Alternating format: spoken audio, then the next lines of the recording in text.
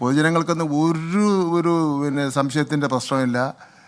ഇത്രയും വലിയ ഗതികെട്ടവൻ ഈ ലോകത്ത് വേറെ ആരെങ്കിലും ഉണ്ടാവും എൻ്റെ കർത്താവേ? അവരെ വിശദീകരിക്കുന്നതിന് ഒരു പ്രശ്നമില്ല. ഇലക്ഷൻ വരുന്നത് എന്നുള്ളത് കൊണ്ട് ഞങ്ങളെക്കാൾ വലിയ ഉത്കണ്ഠ നിങ്ങൾക്ക് ഉണ്ടാകേണ്ട ഒരു കാര്യമില്ല.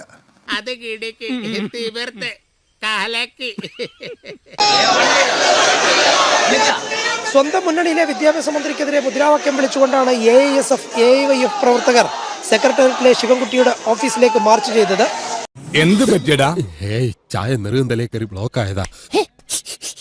ശ്രീയിൽ നിന്നും കേരളത്തിലെ ഇടതുപക്ഷ ജനാധിപത്യ മുന്നണിയുടെ ഗവൺമെന്റ് പുറകോട്ട് പോയേ പറ്റൂ. ഞാൻ പോവൂല. നിന്നോട് പോകാനല്ലേ പറഞ്ഞത്? ഞാൻ പോവൂലെന്നാലും ഞാൻ ആദ്യമേ പറഞ്ഞു. അല്ലെങ്കിൽ രക്തരൂക്ഷിതമായ സമരങ്ങൾക്ക് കേരളത്തിന്റെ തിരുവോതികൾ ഞങ്ങൾ ഇറങ്ങിത്തിരിക്കുമെന്ന് ഒരു സംശയവുമില്ല. ഒരു കയ്യബദ്ധം നാറ്റുകരുത്. അല്ല, അങ്ങനെ നിങ്ങൾ ഓരോ ചോദ്യം ഉത്തരം എന്ന് പറഞ്ഞാൽ എങ്ങനെയാ പറഞ്ഞു? ഞാൻ എത്ര പ്രാവശ്യം പറഞ്ഞു? അങ്ങനെ ഇല്ലല്ലോ. ഇപ്പം നമ്മൾ ഒപ്പിട്ടിരിക്കുന്ന NEP ആണല്ലോ. ആ ഒപ്പിട്ട് പറഞ്ഞ് തീർക്കാൻ സമയം. NEP നടപ്പിലാക്കും എന്നുള്ളതാണല്ലോ ഒപ്പിട്ടിരിക്കുന്നത്. അത് നമ്മൾ പറഞ്ഞത് NEP നടപ്പിലാക്കുന്ന അവസരത്തിൽ കേരളത്തിൻ്റെ ഒരു വിദ്യാഭ്യാസ സംസ്കാരവും വിദ്യാഭ്യാസ നിലപാടും ഇടതുപക്ഷ ജനാധിപത്യ മുന്നണിക്കൊക്കെ ഉണ്ട്. അതനുസരിച്ചായിരിക്കും നമ്മൾ നടപ്പിലാക്കാൻ വേണ്ടി പോകുന്നത്. ഒപ്പിട്ടേക്ക് ശരി തന്നെ.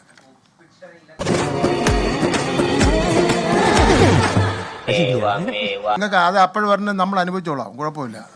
ചോര കണ്ട അറപ്പ് മാറിയവനാ ഞാൻ. സെൻട്രൽ ജയില് എനിക്ക് ചിൽഡ്രൻസ് പാർക്ക് പോലെയാ. ഏത് കൊമ്പം വന്നാലും ആ കൊമ്പ് ഒടിച്ചു കളയും ഈ ദശമൂലൻ. നമുക്ക് ഇന്നത്തേക്കുള്ള കാര്യങ്ങളൊക്കെ ആയില്ലേ? നമുക്ക് നാളെയും വേണ്ട കാര്യങ്ങൾ. ഇന്നിപ്പോ അണ്ണാ ഇനി പോകുമ്പോ എന്നെ കൂടെ കൊണ്ടുപോകും. ഇത് കഴിഞ്ഞ് ബിനോയ് വിശ്വത്തിൻ്റെ പത്രസമ്മേളനമുണ്ട്. ഗോവിന്ദ മാഷിൻ്റെ കഴിഞ്ഞു, എൻ്റെ കഴിഞ്ഞു. എല്ലാ കാര്യങ്ങളും നിങ്ങൾ അറിയിക്കുന്നതാണ്. ഇത് വളരെ പെട്ടെന്നാണ് കാര്യങ്ങൾ നടന്നത്. എന്നിട്ട് ഞാൻ പറഞ്ഞില്ലേ, മന്ത്രിയുടെ ഒരു കത്ത് വന്നെന്ന് പറഞ്ഞു.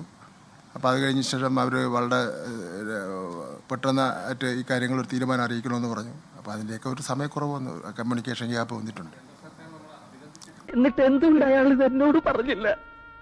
അത് നല്ലതല്ലേ? അവർ ജനാധിപത്യപരമായി തെരഞ്ഞെടുക്കപ്പെട്ട ഗവൺമെൻറ് തന്നെയല്ലോ, കേന്ദ്ര ഗവൺമെൻറ്റും.